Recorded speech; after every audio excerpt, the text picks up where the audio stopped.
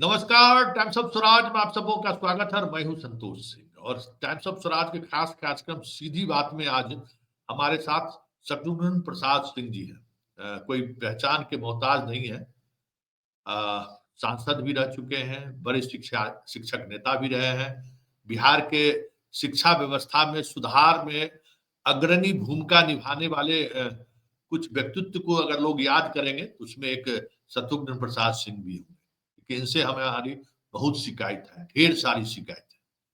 जब आज हम बरसों बाद, मतलब जबकि हम लोगों के बीच बहुत ही पारिवारिक रिश्ता रहा है, बहुत ही पारिवारिक रिश्ता, पत्रकारिता के शुरुआती दौर से लंबे अंतराल तक हम लोग मिलते जुलते रहे हैं, लेकिन पिछले कई वर्षों से हमारी इनकी बातचीत नहीं हो रही। और आज जब मैंने इनको फोन किया तो इन्होंने कहा कि भाई गरीब आदमी को आपने कैसे याद किया। तो आज हम सार्वजनिक तौर पर एक अभिभावक से नाराजगी होने पर अपनी नाराजगी को हम, अब सवाल है कि अपने पुरखों को तो हम कटघरे में खड़े नहीं कर सकते। ये प्रवृत्ति मेरी नहीं रही है कि नेहरू जी क्या करके गए थे, ये हम सवाल कर ही नहीं सकते। लेकिन जिस वक्त हम लोग बिहार छोड़कर बाहर निकले थे तो ये सोचकर निकले थे कि वासुदेव बाबू हैं, शत्रुघ्न बाबू हैं, केदार पांडे जी हैं, ये लोग बिहार की शिक्षा व्यवस्था को कंधे पे लेके रख चले हैं तो कुछ न कुछ बेहतर होगा ही, कम से कम ये स्थिति नहीं होगी। लेकिन पिछले 2-3 वर्षों से जब से हम शिक्षा को लेकर, खास करके प्राइमरी, मिडिल और हाई स्कूल की शिक्षा व्यवस्था को लेकर जब से हम खबरें बनानी शुरू की, उससे पहले तो शिक्षा पे ज्यादा ध्यान रहता था, इतने मतलब कभी ये मेरे डोमेन में नहीं रहा। लेकिन जब हम इस व्यवस्था के बारे में सोचना शुरू किया तो हमें लगा कि नहीं, अभिभावक को तो चार्जशीट करना ही पड़ेगा, क्योंकि ये जिम्मेवारी जिनके कंधे पर हम लोगों ने छोड़कर बिहार छोड़ा था, वो कहीं न कहीं उस जिम्मेवारी का निर्वहन जिस स्तर पर उन्होंने किया हो, लेकिन शिकवा शिकायत बहुत ज्यादा है। चलिए हम सीधे शत्रुघ्न प्रसाद सिंह के पास चलते हैं। सर प्रणाम। हाँ हाँ, प्रणाम प्रणाम प्रणाम संतोष जी। अभिभावक से तो शिकायत नहीं रहेगी तो बाल बच्चा और बिगड़ जाएगा। नहीं, शिकायत यही है कि भाई वासुदेव बाबू हो, आप हो, केदार पांडे हो, जिनकी सुचिता, मतलब बातचीत का, संवाद का तरीका, सादगी आज के राजनीतिज्ञ में हमें पॉलिटिशियन में कहाँ देखने को मिलता है। और ऐसे लोगों को हम लोगों ने विरासत सौंप कर बिहार छोड़ा था। फिर ये क्या हो गया इस शिक्षा व्यवस्था को, अब देख के तो हैरान है कि भाई शिक्षक वो से बात करिए तो वो बात करेंगे कि संतोष जी देखिए कार्तिक पूर्णिमा के दिन स्कूल खोल दिया, संतोष जी देखिए हमारा घर से जो है स्वरमंडल से बाहर पोस्टिंग कर दिया। सिर्फ व्यक्तिगत लाभ नुकसान में पूरा ये समाज, जिसको इस समाज को आईना दिखाना है स्टेट, यही समाज बिल्डिंग खड़ा करेगा इस स्टेट का। और वो समाज इंडिविजुअल चीजों पर इस तरीके से केंद्रित हो चुका है, तो आप जैसे नेता के होने और नहीं होने का मतलब क्या है सर?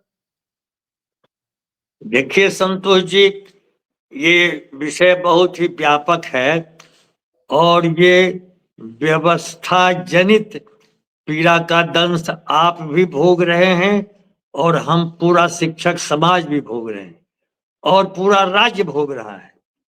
यह जो व्यवस्था हो गई पंचायती राज की, आप एक जमाना आप स्मरण करें स्वर्गीय डॉक्टर जगन्नाथ मिश्र, जिन्होंने खानगी व्यवस्था से मुक्ति दिलाई थी। 93 दिन की लगातार हड़ताल हम लोगों ने की थी और सबसे दबंग और कड़े मिजाज के माननीय मुख्यमंत्री बिंदेश्वरी दुबे थे। उन्होंने तमाम नेताओं को केंद्रीय कारागार में बंद कर दिया था, केवल मैं बचा था। और उन्होंने भी संवादहीनता नहीं बनाई, संवाद जारी रखा और स्वर्गीय माननीय जननायक कर्पूरी ठाकुर की मध्यस्थता में रात भर दुबे जी बैठ करके समझौता कराते रहे। 2006 के बाद से संवादहीनता इतनी जबरदस्त हुई कि पूरा जो जनतंत्र होता है, लोकतंत्र होता है, उस पर नौकरशाही हावी हो गई। हम लोग बिहार माध्यमिक शिक्षक संघ से शिक्षा का पाठ्यक्रम बनाते थे संतोष जी, आप लोग तो बच्चा होंगे। कोर्सेज ऑफ स्टडी बिहार विद्यालय परीक्षा समिति का अस्तित्व नहीं था, पटना विश्वविद्यालय ही परीक्षा लेता था। 1952 में अलग हो गया और उसके बावजूद कोर्सेज ऑफ स्टडी हम प्रश्न चयन करते थे, हम मर्यादन करते थे और तमाम व्यवस्था सुचारू ढंग से, ये जब से ये पंचायती राज मनमाने ढंग से स्वर्गीय शिक्षा आयुक्त लाए थे मदन मोहन झा, माननीय मुख्यमंत्री नीतीश कुमार के वे क्लासमेट थे। एक साथ हम लोगों ने बैठ करके, मदन मोहन झा तब तक रात में नहीं सोते थे जब तक हमसे या स्वर्गीय पांडे जी से बातचीत नहीं हो जाती थी। इतनी बेहतर योजना उनकी थी। और मुख्य सचिव उस समय कंग साहब थे। कंग साहब हावी हो गए नीतीश बाबू पर और पंचायती राज की व्यवस्था कर दी। उसके पहले शिक्षा मित्र बहाल किया था माननीय लालू यादव जी ने, उसको 1500 और 4000 का वेतन था। 2000 में इन्होंने 6000 आकर के कर दिया। उसी समय से एक सवाल, जो हम लोगों का इमेज है वो इमेज ये है कि मदन मोहन झा ने इस व्यवस्था को लाया।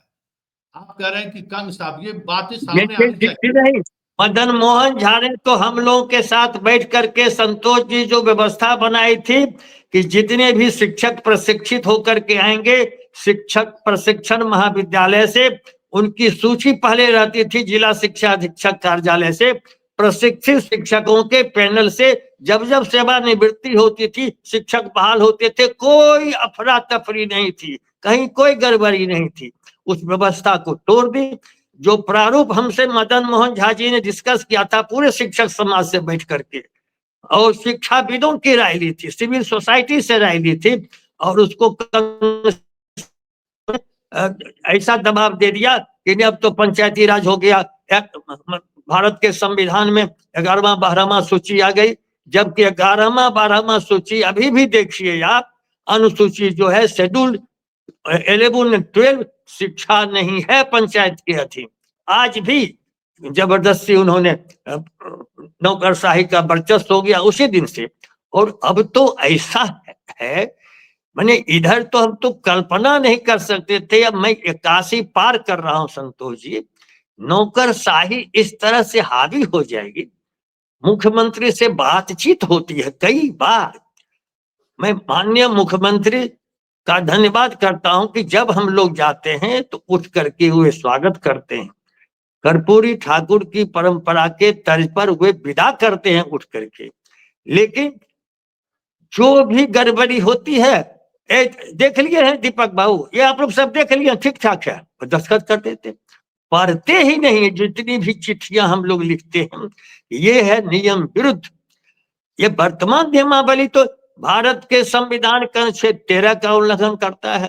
ये अनुच्छेद अभी 311 पर ही है। ये 20 को जो कार्य नियुक्ति पत्र बांटेंगे, who are you to distribute appointment letter, लिखा हुआ है कि नियुक्ति प्राधिकार जिला शिक्षा पदाधिकारी होगा, विशिष्ट शिक्षक का भी होगा और जो बीपीसीएससी आए हैं उनका भी होगा नियुक्ति प्राधिकार जिला शिक्षा पदाधिकारी।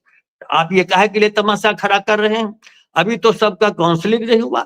और जब नियुक्त हैं स्थानीय निकाय के शिक्षक, तो दुनिया में ऐसा नियम है कहीं? और वर्तमान नियमावली में नियुक्ति पत्र के लिए कोई उपबंध नहीं है संतोष जी, फिर एक बार आप पढ़ लीजिए।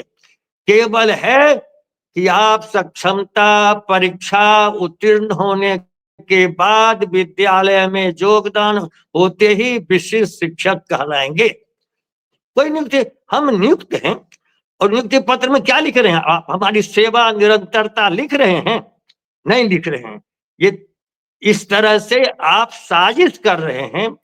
आप कह रहे हैं कि केवल शिक्षक को देखते हैं, आप चार्जशीटेड हैं, आप हैं स्वर्गीय केदार पांडे, स्वर्गीय वासुदेव बाबू, आप चार्जशीट कर सकते हैं। शिक्षा नीति पर, पाठ्यक्रम पर, ये महीने महीने मासिक परीक्षा के प्रतिरोध पर कोई बात करने के लिए विभाग तैयार कहाँ है? लेकिन एक बड़ी बात है कि एक कॉल पर, वो भी दौर हम लोगों ने देखा है जब हम लोग स्कूल में पढ़ते थे कि आप लोगों के एक कॉल पर पूरे प्रदेश के शिक्षक शामिल हो जाते थे। विद्यालय में तालाबंद हो जाता है। आज संघ और संगठन में ऐसी क्या बात है। हम तो अभी अभी थोड़ी देर पहले एक स्टोरी बनाए हैं कि भाई कालिदास की कहानी आप लोग पढ़ाते हो कि जिस पेड़ पर बैठे हुए हैं उसी पेड़ को काट रहे थे कालिदास जी। आप उसकी व्याख्या करते होंगे, बच्चों को पढ़ाते हैं। आपको नहीं लग रहा है कि आपके साथ सरकार जो कर रहा है और आपका जो आचरण है वो कालिदास जैसा ही आचरण है। ये तो हो गया वही एक बच्चा में हम लोग पढ़ते थे कि शिकारी आएगा, जाल बिछाएगा, दाना डालेगा और फंसना नहीं, बोल रहा है तोता, शिकारी भी फंस जा रहा है। तो ये सर कहीं न कहीं कुछ न कुछ ऐसी बात जरूर है कि आप बुनियादी सवालों को खड़े कर रहे हैं कि भाई इस नियमावली में क्या था और किस आधार पर आप परीक्षा देने गए और आज क्या सामने आ रहा है। शिक्षक किस बात पर मुश्किल है कि अनुमंडल से थोड़ा प्रखंड हो जाए तो बड़ा बढ़िया हो। ये जो लड़ाई का आधार है। तो आप लोग इतने दिनों तक शिक्षकों के बीच रहे, ये जो नया पौधा है, क्या आप लोगों ने कभी उस तरीके से ट्रेन करने की कोशिश नहीं की? भाई हमारा काम भिक्षा मांगना नहीं है, हमारा काम जो है सो सरकार और सत्ता को जो है सो आईना दिखाना है कि तुम भ्रष्ट हो गए हो, तुम चरित्रहीन हो गए हो। शिक्षक का यही काम है ना। शिक्षक का काम भीख मांगना थोड़ी है, शिक्षक का काम दया याचना करना थोड़ी है।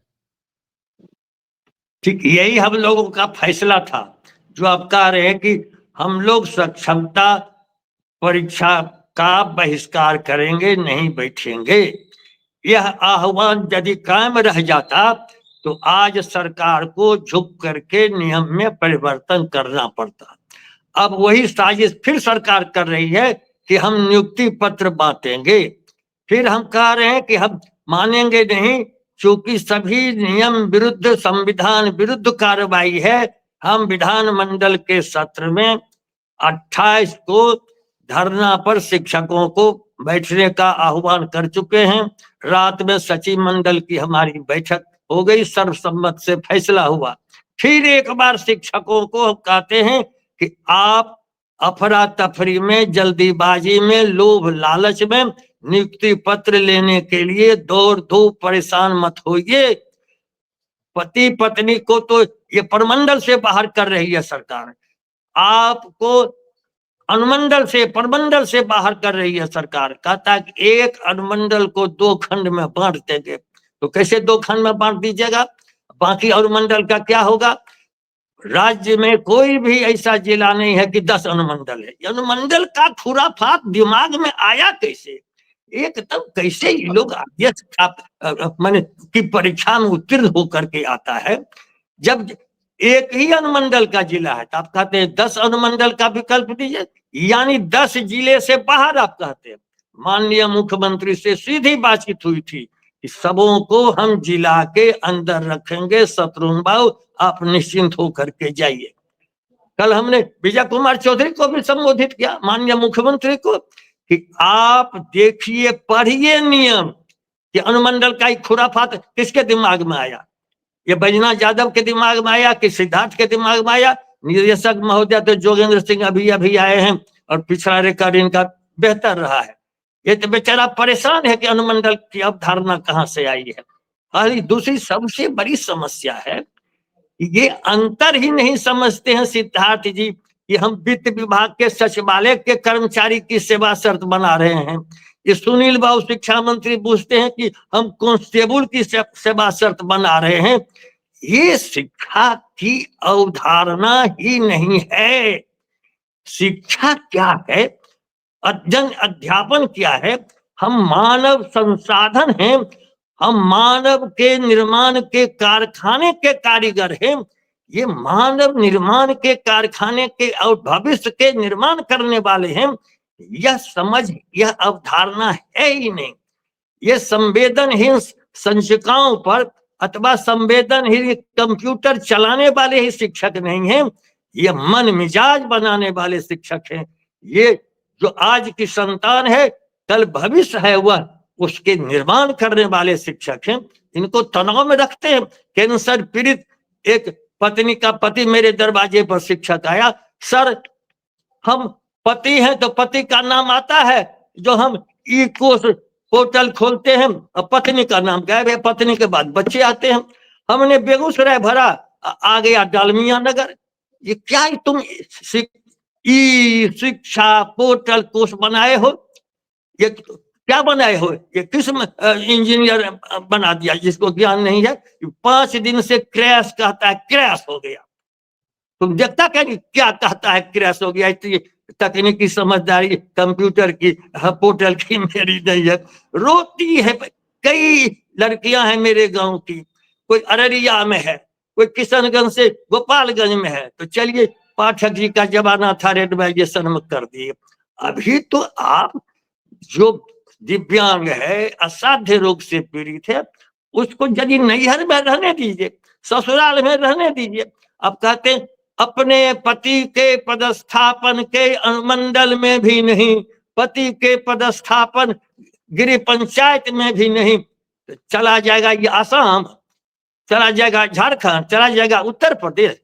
ऐसा ये अंधा कानून बना करके रख दिया है संतोष जी। और लगातार पत्र लिख रहे हैं, माननीय मुख्यमंत्री को कह रहे हैं, शिक्षा मंत्री को कह रहे हैं। पता नहीं, शिक्षा मंत्री तो कहते हैं कि जिले में रहेगा, जिले में रहेगा। तो अभी तक आदेश क्यों नहीं निकला है माननीय शिक्षा मंत्री जी? आप एक तो गलत दस्तखत कर दिया फाइल पर। अनुच्छेद 13 कहता है कि लॉ का फोर्स किसमें होता है? लॉ का फोर्स होता है अध्यादेश में, लॉ का फोर्स होता है अधिसूचना में, मार्ग निर्देशिका और संकल्प में लॉ का फोर्स नहीं है। अनुच्छेद 13 माननीय शिक्षा मंत्री पढ़िए। और अनुच्छेद 11 311 कहता है कि जो नियुक्ति प्राधिकार होगा वही अनुशासनात्मक कार्रवाई भी करेगा, वही तबादला भी करेगा। जिला संवर्ग है हमारा, आप जिला संवर्ग तोड़ दिया एक सर्कुलर निकाल करके। You have no right to supersede notification और ऑर्डिनेंस बाय एनी सर्कुलर और एनी गाइडलाइन। ये संविधान के उल्लंघन का दिन रात। और माननीय मुख्यमंत्री क्या टुकुर टुकुर ताक रहे हैं? आपकी कोई बात, आप इतनी बेइज्जती माननीय नीतीश कुमार आपकी कर रहा है। ये नौकर साहब बैठ करके शिक्षा विभाग में 10 से 4 लागू होने दिया। नीतीश बाबू, आपने विधानसभा में घोषणा की, विधान परिषद में घोषणा की है, कैबिनेट की बैठक में आपने चर्चा की कि बोलिए आप लोग 10 से 4 पढ़े थे कि नहीं? अरे आप सब 10 से 4 पढ़ करके आए, तो क्या आसमान टूट जाएगा 10 से 4 का यदि आदेश निकालता? तो कोई आदेश लागू नहीं कर रहा है। ये 4 दिन के सेशन में क्या क्या हो जाएगा आप देख लीजिएगा माननीय नीतीश। कोई मैं धमकी नहीं दे रहा हूं, लेकिन बिहार के अभिभावक, बिहार की जनता, ये क्या हो गया नीतीश बाबू? ये 2005-6 वाले नीतीश बाबू का क्या हो गया? आप एक बार तो कहिए शिक्षकों को तनाव मुक्त रखो, गुणात्मक विकास के हमारे अभियान में बाधा मत डालो। 2025 हमारा आ रहा है। एक तो हमने इतने बेरोजगार प्रशिक्षित नौजवानों को लाख की संख्या में बहाल किया। ये सब तो हमारे प्रति निष्ठावान आस्थावान रहता, सबों को विद्रोही बना रहा है, लिटिगेंट बना रहा है। बिहार लोक सेवा आयोग से चयनित शिक्षकों को लिटिगेंट बना रहा है, नियोजित शिक्षकों को। और ये स्टेट पावर खुद लिटिगेंट है। Bihar government is the most litigant power politics करने वाली ये सरकार है। बाप रे बाप, शिक्षक को हाईकोर्ट जाना पड़ रहा है, सुप्रीम कोर्ट जाना पड़ रहा है। इससे घिनौनी बात, कलंकपूर्ण बात कुछ हो नहीं सकती है। अच्छा सर, ये जो 20 तारीख को जो नियोजन मतलब नियुक्ति मेला होने वाला है, क्या आप अपने संघ और संगठन के माध्यम से उस मेला के बहिष्कार का कोई ऐलान किए हैं क्या? मैंने फैसला किया है कि नियमावली में कहीं भी नियुक्ति पत्र देने का प्रावधान नहीं है। यह नियुक्ति पत्र पूर्णतः अवैध है। इसलिए कल शाम की बैठक में फैसला किया है कि हम ऐसे तमाम सक्षमता उत्तीर्ण शिक्षकों से अपील कर रहे हैं कि वे अवैध, साजिशपूर्ण, उनकी 18 साल, 19 साल, 10 साल, 14 साल की सेवा को छीनने वाला नियुक्त पत्र है। इसलिए हम अपनी कमाई हुई पूंजी को अपनी हकमारी नहीं होने देंगे, हम छीनने नहीं देंगे। खबरदार शिक्षक मित्रों, एक बार और आपसे मैं मार्मिक अपील करता हूं, कि आप अपने भविष्य को धोखा मत दीजिए, आपकी पीढ़ी आपको माफ नहीं करेगी। इसलिए 20 काल साजिश भरा और आपकी सेवा वाली पूंजी को छीनने वाले नियुक्ति पत्र का आप बहिष्कार कीजिए, नहीं तो भविष्य को खुद आप आत्महत्या कर रहे हैं। आप अपने से अपनी जान लेने के लिए आतुर होइए, रुकिए। जन दबाव से सरकार झुकती रही है। राजनीतिक नेतृत्व को संगठित समूह जब इनकलाब जिंदाबाद विधानमंडल के सामने लगाएगा, सरकार झुकेगी, लड़ेंगे और जीतेंगे। यही शत्रुघ्न बाबू को तो हम खोज रहे थे कि अभी भी जो मतलब योद्धा में ताकत है। हम लोग को लगा कि भाई योद्धा लोग पता नहीं, बताइए तो आप कौन सत्ता सुख की जरूरत है भाई आप लोगों को? आप कुछ नहीं, हमेशा मुझको ने एमएलसी बनना है, न एमपी बनना है, न एमएलए बनना है, बस।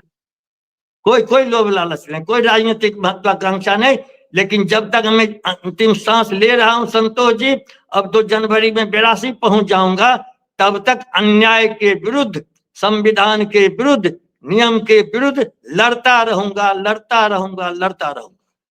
तो मतलब क्या ये माना जाए कि अधिवेशन भवन के बाहर में शत्रुघ्न बाबू धरना पर बैठे हुए नजर आएंगे? बैठेंगे, हाँ। 28 लोग दर्शन में शत्रुघ्न प्रसाद सिंह को धरना पर आप देखेंगे, आपको हम आमंत्रित करते हैं। ये हुई ना बात, 20 तारीख को जितना बुढ़ा शेर सब है, जब तक रोड पर नहीं उतरिएगा आप लोग, तब तक ये थोड़ी लोग सुधरने वाला है। यही तो हम लोग समझ में नहीं आ रहा था कि भाई आप लोग याचना कब से करने लगे? याचक समाज थोड़ी है। अरे शिक्षक समाज बट गया 4 प्रकार से, कोई बीपीसी वाला हो गया, कोई नियोजित वाला हो गया, कोई प्रखंड शिक्षक हो गया, कोई पंचायत शिक्षक हो गया, भिन्न भिन्न स्वार्थ हो गया, खंड खंड पाखंड में बदल गया सब। इसलिए ये दुर्दशा है शिक्षकों की। नहीं तो आप अभिभावक है ना, जितने तरीके के संगठन है सभी संगठनों को एक जगह बैठ के इस पर तय करना चाहिए ना। ये तो अंतिम लड़ाई है, बैठ करके तय करवाया। पिछले दिनों हमने भिथारवा आश्रम से जो आंदोलन की शुरुआत की थी, आपको ख्याल होगा, 21 जुलाई को पूरे हजारों हजार शिक्षक को हमने जुटाया था वहां। और उसके बाद चूंकि भरोसा दे दिया, माननीय मुख्यमंत्री ने, संसदीय कार्य मंत्री विजय कुमार बाबू ने कहा कि कर्मी का दर्जा आपको देंगे, वेतन मान देंगे, सारी सुविधा देंगे। अब विधानमंडल में घोषणा की गई और राजकर्मी के संबंध में उन्होंने घोषणा की, नियम बनाना शुरू किया, तो भरोसा जग गया। भरोसा तोड़ रही है यह सरकार, विश्वासघात कर रही है सरकार।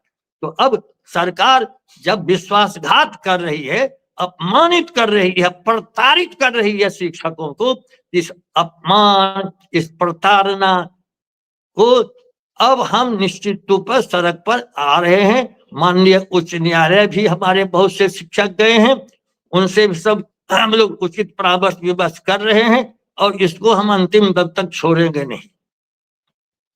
मतलब आर पार की लड़ाई इस बार देखने को मिलेगा। हाँ एकदम, अभी तो सांकेतिक शुरू है, फिर आगे 4 दिन का विधानमंडल सत्र है, क्या दिन हंगामा में डूबेगा विधानमंडल का सत्र को कोई ठिकाना नहीं है। लेकिन हम शुरू कर रहे हैं 28 से। मतलब 20 तारीख को उसका आगाज दिखेगा। हाँ 20 तारीख को देखिए असर क्या होता है। हम तो आह्वान कर दिए शिक्षकों को। मतलब पूरे बिहार में ये चीजें दिखेंगी कि नियुक्ति पत्र लेने के लिए शिक्षक, हाँ मतलब हाँ, बस आपका जो आह्वान है पूरे बिहार में। हाँ, राजकर्मी आप बनेंगे जब नियम विरुद्ध है, अवैध है, नियुक्ति पत्र की चर्चा नियम में नहीं है, तो जब तक नियम में संशोधन नहीं होगा, सेवा की निरंतरता नहीं होगी, अनुमंडल वाला नहीं हटेगा, ऐच्छिक तबादला नहीं होगा और नैहर और ससुराल वाला जो नियम बना है वो नहीं रहेगा, तब तक हम लोग आंदोलन करते रहेंगे। चलिए सर, बहुत बहुत धन्यवाद सर। आपको भी धन्यवाद, ऐसे मिलते जुलते रहिए। हाँ ठीक सर। अब अभिभावक को छोड़ के हम लोग गए थे तो अभिभावक अब लगता है कि कमजोर हो गए। अब अभी लगा ना, तो संतोष आया तब ना हमको पहलवानी सिखा रहा है।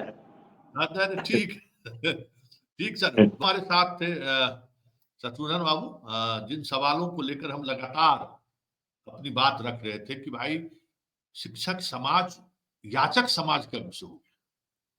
शिक्षक जो है सत्ता को आईना दिखाती रही है, और जिस देश में शिक्षक याचक हो गया, दया के पात्र हो गया, उस देश को खत्म होने से कोई नहीं बचा सकता। चलिए इस सीधी बात को यहीं खत्म करते हैं, फिर किसी नए मुद्दों के साथ हमारी आपकी मुलाकात होगी।